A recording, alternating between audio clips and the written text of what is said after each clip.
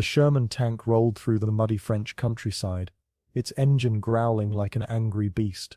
Inside, 5 men were packed together, hot, tense, and watching every direction. This wasn't a movie. This was real war.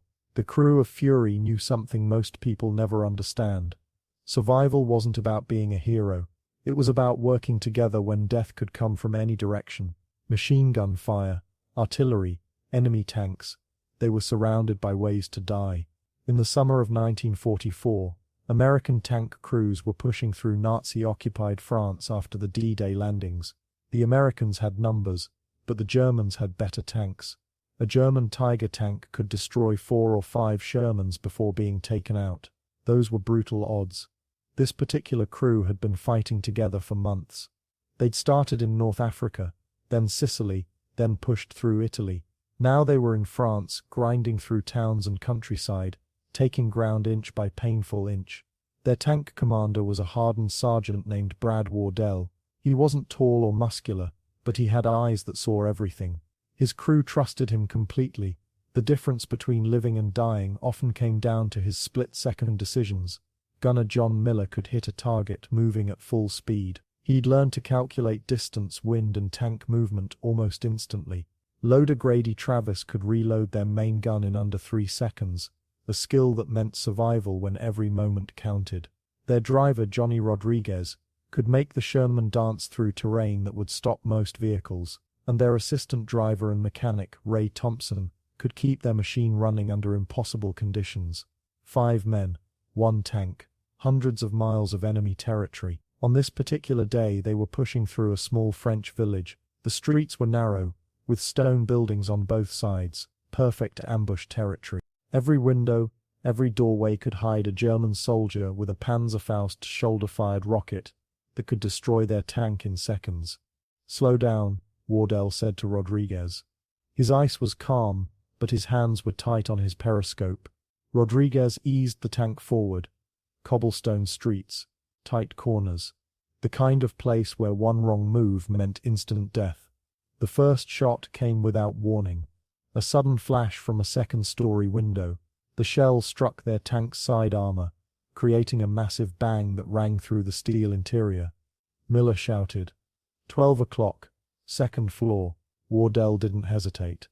"Grady, load armor piercing. Johnny, pivot right." The tank spun, its massive turret moving with surprising speed. Miller's eyes locked through the gunner's sight. One precise shot. That was all they'd get. The cannon roared. The building's second story exploded in stone and timber. But this was just the beginning. The battle for this small French village was about to get much more intense. To hear more stories like this from World War II's forgotten heroes, consider subscribing to our channel for more untold accounts from the front lines. The tank rumbled forward, Rodriguez navigating the narrow street with practiced precision. More muzzle flashes erupted from windows and doorways. Machine gun fire pinged against their armor like angry hornets. "Multiple targets," Miller called out, swiveling the turret. Wardell's ice was steel. "Pick your shots. We can't waste ammunition." Thompson was already checking their shell count. They were running low. Each round was precious. The machine around them vibrated with tension, a living thing ready to fight or die. Another rocket slammed into their side armor. The impact made their teeth rattle, but the Sherman held. These tanks were built tough, designed to take punishment and keep fighting. "Grady, high explosive round," Wardell commanded. Travis slammed the round home, his movements a blur of practiced efficiency. The cannon roared, obliterating a section of stone building where German soldiers had been hiding. Smoke and debris filled the street. For a moment everything went silent. Then the counterattack came. A Panzer IV tank rolled into view at the street's end, its long barrel tracking their position. This was no random encounter. This was a deliberate ambush. "German tank, 9 o'clock, Rodriguez shouted. Miller was already calculating. Wind, distance, angle of approach. His gers tightened on the trigger mechanism. The Panzer fired first. The shell whistled past their tank, close enough that Wardell could feel the heat of its passage. "Evasive maneuvers," he barked. Rodriguez spun the tank, using the narrow street's tight corners as cover. Stone buildings scraped against their tracks, showering them with debris. Their movements were a deadly dance, each moment potentially their last. Miller's shot struck true. The Panzer's side armor crumpled, flames erupting from its turret, but they knew more would be coming. "We can't stay here," Thompson said, checking their radio. "No backup for at least 30 minutes.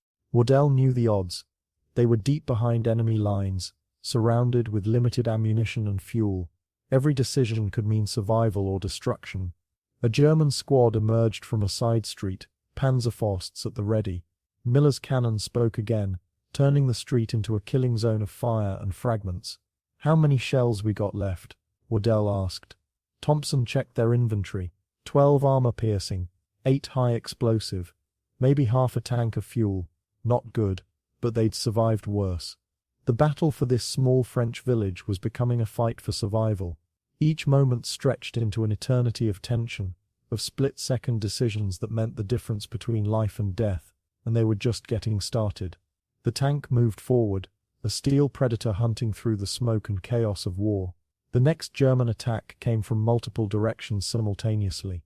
A half-track erupted from a side alley, machine guns chattering against their hull. Miller swiveled the turret, his movements mechanical yet precise. 3 o'clock, Rodriguez called out.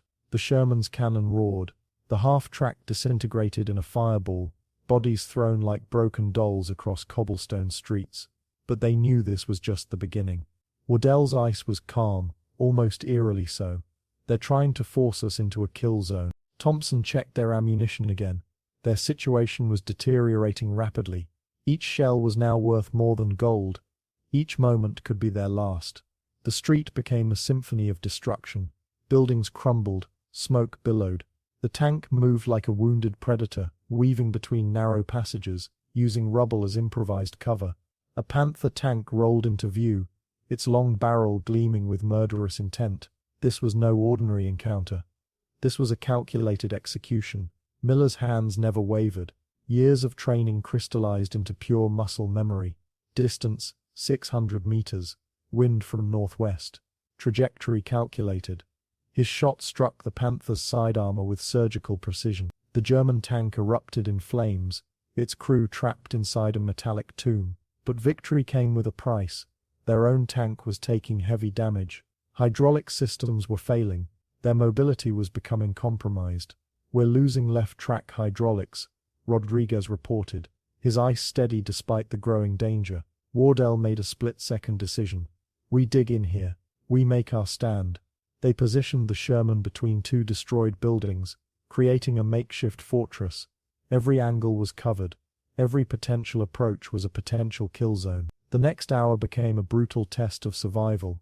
German infantry probed their defenses. Mortar rounds landed dangerously close. Their ammunition dwindled. Travis, the youngest crew member, loaded their armor-piercing round. His hands shook slightly, not from fear, but from pure adrenaline. "Last round," he announced. Waddell nodded. "Make it count." A German assault group approached, at least 30 infantry, supported by what looked like a recovered assault gun. This would be their moment. Miller's calculations were instantaneous. Wind, distance, trajectory. The cannon roared. The assault gun exploded, taking half